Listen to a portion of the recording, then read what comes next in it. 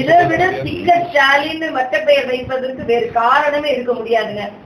2015 ஆண்டு, அதாவது ஏறக்குறைய 10 ஆண்டுகளுக்கு முன்னாலேயே மரியாதைக்குரிய பாரத பிரதமர் அவர்கள் சாமானிய மக்களுக்காக மருந்து வேண்டும் என்று சிந்தித்ததை 10 வருஷம் கழிச்சுதான் ஸ்டாலினால சிந்திக்கவே முடிகிறது என்றால் இவர்கள் சாமானிய மக்களுக்கானவர்களா என்று நான் கேட்கிறேன்.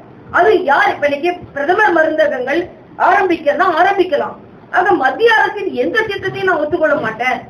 என்னோட முகம் இருக்கணும், இல்லைன்னா எங்க அப்பா முகம் இருக்கணும், என் பையன் முகம் இருக்கணும், இல்ல பையனுக்கு பையன் முகம் இருக்கணும். இந்த முகத்தை தவிர எங்களுக்கு யாருமே இருக்கக்கூடாது. இன்னைக்கு மக்கள் மருந்தகம்னு ஸ்டாலின் முகம் போட்டாச்சு. முதல்வர் மருந்தகம், மக்கள் மருந்தகம் என்பதுதான் பிரதமரோட மருந்தகத்தின் பெயர்.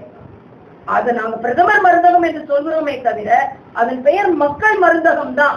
ஆக 10 வருஷத்துக்கு முன்னாலே பிரதமர் சிந்தித்ததை ஸ்டாலின் 10 வருஷம் கழிச்சு காப்பி அடிக்கிறதுக்கு கூட உங்களுக்கு 10 வருஷம் ஆயிருக்கு.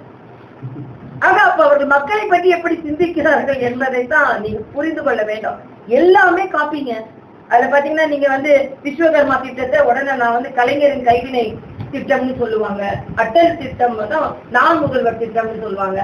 ஒரே ஒரு பிரச்சனை என்னன்னா மத்தியின் திட்டங்களை அப்படியே மறைத்து விட்டு தங்கள் திட்டங்களை போல ஸ்டிக்கர் ஒட்டுவார்கள். அதனால ஸ்டிக்கர் ஸ்டாலின் என்பதுதான் அவருக்கு சரியான பெயராக இருக்கும்.